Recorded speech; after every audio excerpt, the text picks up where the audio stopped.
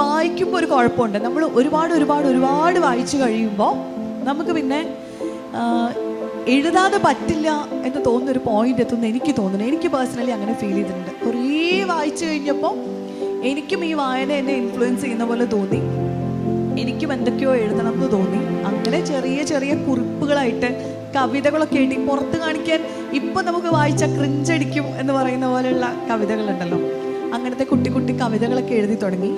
പിന്നെ എൻ്റെ നാട്ടിൽ നിന്ന് എറണാകുളം കാണാൻ വന്നത് ഞാൻ ആദ്യമായിട്ട് കാണാൻ, ഇപ്പം ഞാൻ എറണാകുളത്ത് സെറ്റിൽ ചെയ്തിരിക്കുന്ന ഒരു ആളാണ്. പക്ഷെ അന്ന് എറണാകുളം കാണാൻ വന്നത് ഒരു വലിയ സംഭവമായിരുന്നു. സ്കൂളിൽ 5ാം ക്ലാസ്സിൽ പഠിക്കുന്ന സമയത്ത് ടൂർ വന്നതാണ്, വിനോദയാത്രയായിട്ട് വന്നതാണ്. അപ്പോൾ തിരിച്ച് വീട്ടിലെത്തിയ സമയത്ത് നമ്മുടെ സ്കൂളിൽ നിന്ന് പറഞ്ഞു വിട്ടിട്ടുണ്ടായിരുന്നു വിനോദയാത്രയ്ക്ക് പോയ അനുഭവം എഴുതണം എന്ന് പറഞ്ഞിട്ടുണ്ടായിരുന്നു. അപ്പോൾ ആ ഒരു അനുഭവ കുറിപ്പാണ് എൻ്റെ ഓർമ്മയിൽ ഞാൻ ആദ്യമായിട്ട് വിശദമായിട്ട് എഴുതിയ ഒരു കുറിപ്പ്.